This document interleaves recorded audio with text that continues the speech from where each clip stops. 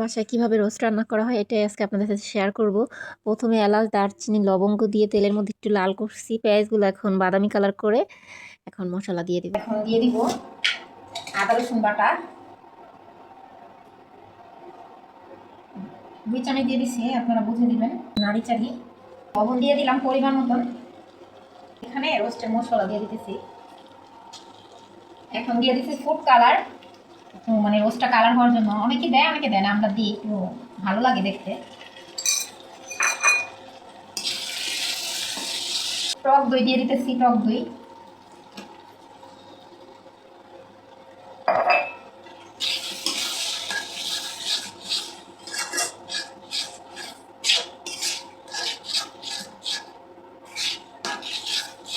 ভালো করে কষাই দেব, এজন্য একটু পানি দিতে দেব।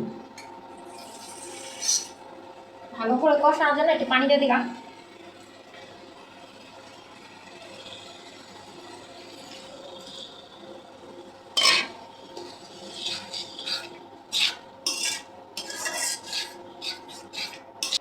বেশি করে পানি দিলাম জানি জিনিসটা ভালো করে কষায়। আর ভালো করে যদি যে কোনো জিনিস কষায়, সেটা রোস্ট রান্না হোক বা এইভাবে তরকারি হোক, সেটা কিন্তু অনেক স্বাদ বেড়ে যায় এবং অনেক ভালো লাগে। যে কোনো জিনিস ভালো করে কষাইলে সেটা স্বাদ বেড়ে যায়।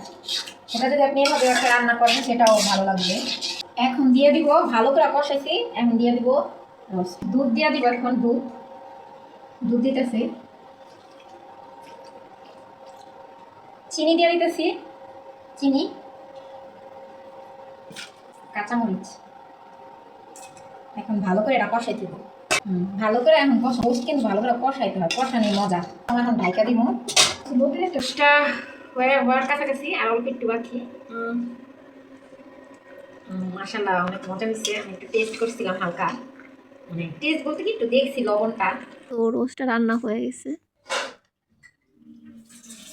রোস্টটা তো রান্না শেষ, এখন বাটিতে বাড়তেছি দিব খাবারের জন্য। কেমন হলো জানাবেন।